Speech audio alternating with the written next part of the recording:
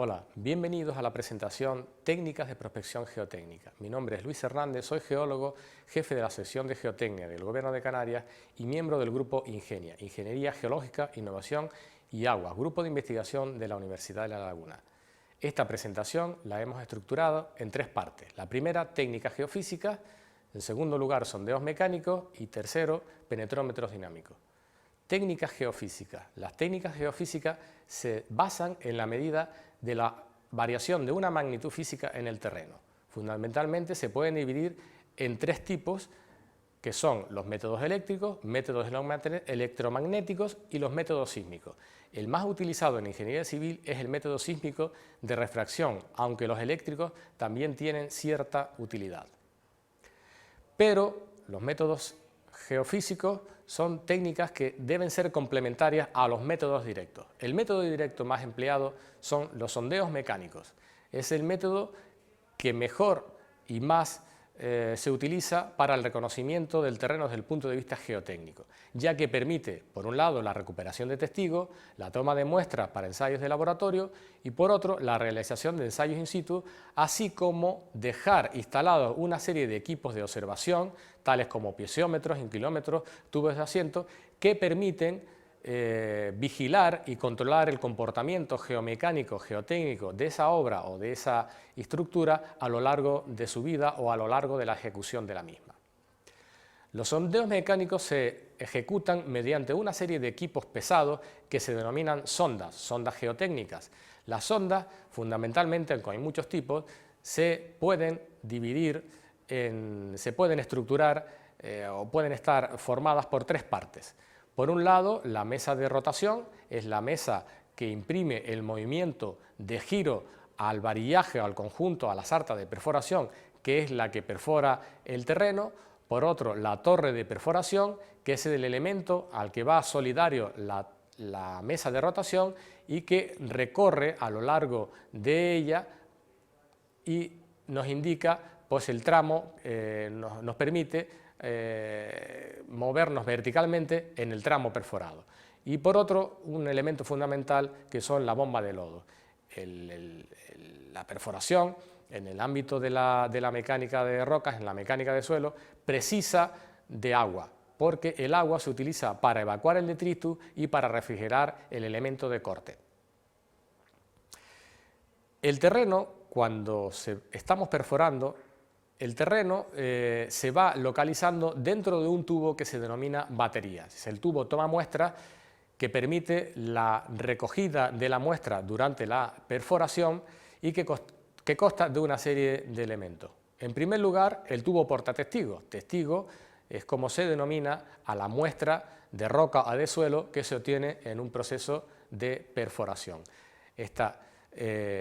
Tubo portatestigo tiene en su parte superior una cabeza a la que va enroscada el varillaje. El varillaje son los tubos rígidos que van solidarios a la mesa de rotación y que son las que transmiten el movimiento a todo el conjunto de la batería. En su parte inferior la batería tiene un manguito calibrador y la corona. La corona es el elemento de corte que rompe la roca y la va introduciendo dentro del tubo sacatestigos, y en el manguito calibrador es un pedazo de tubo que va roscado en la zona intermedia entre la corona y el tubo portatestigos y en el que se localiza un dispositivo que se denomina muelle extractor, que sirve para romper la roca una vez que el tubo ya está lleno y para evitar que una vez que elevemos todo el varillaje con la batería hacia la superficie, impide que el terreno que hay adentro se caiga y lo perdamos.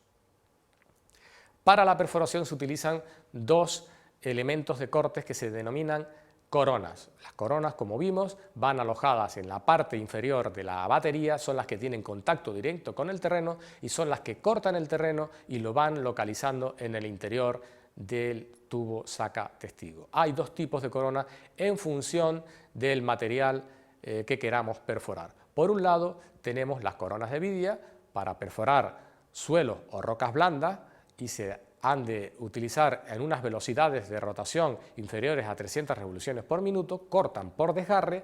Y por otro lado, para los materiales más duros, los materiales rocosos duros, se emplea la corona de diamante. Esta corona de diamante corta por desgaste y siempre se ha de utilizar en unas condiciones con una velocidad de rotación superior a las 300 revoluciones por minuto. Finalmente, la técnica de prospección directa es los penetrómetros dinámicos. Los penetrómetros dinámicos consisten en la hinca por golpeo de un varillaje con una puntaza metálica.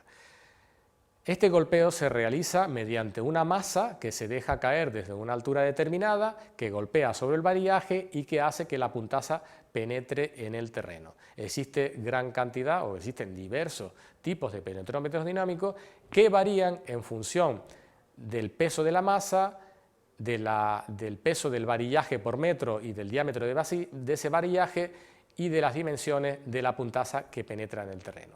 Hay que decir que este método, que es económico frente a los sondeos mecánicos, tiene una limitación y es que simplemente no se puede utilizar en rocas. La puntaza no es capaz de perforar, de atravesar la roca. Se emplea en terrenos blandos, en suelo o rocas muy blandas.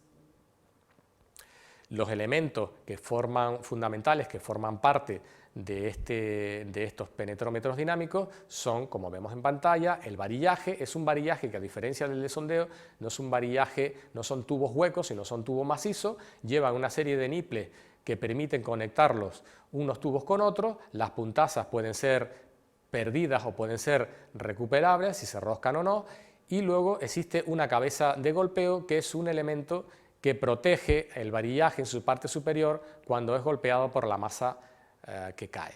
Los resultados del penetrómetro dinámico se representan en un gráfico donde en el eje vertical dibujamos, en el eje vertical colocamos la profundidad y en el eje horizontal el número de golpes. El ensayo, que consiste en golpear repetidamente el varillaje y ver en tramos determinados, que pueden ser de 10, 15, 20 centímetros, qué número de golpes es necesario para penetrar esos tramos determinados, estos resultados parciales se van dibujando y podemos obtener una diagrafía vertical del comportamiento de ese terreno en la profundidad, y vemos que en esa diagrafía pues hay unos picos de subida, de bajada, de número de golpes que vienen a corresponder con los estados de mayor o menor compacidad del terreno.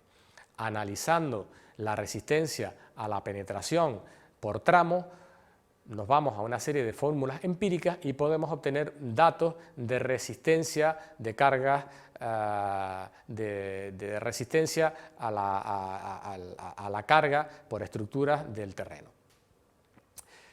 Este ensayo no tiene un límite, no es indefinido en su ejecución en profundidad, y está limitado por el número de golpes que se puedan dar en esos tramos determinados que decíamos, y que suelen ser de 50 a 100 en función del tipo de penetrómetro. Para más información pueden dirigirse a la dirección de correo electrónico que tienen en pantalla.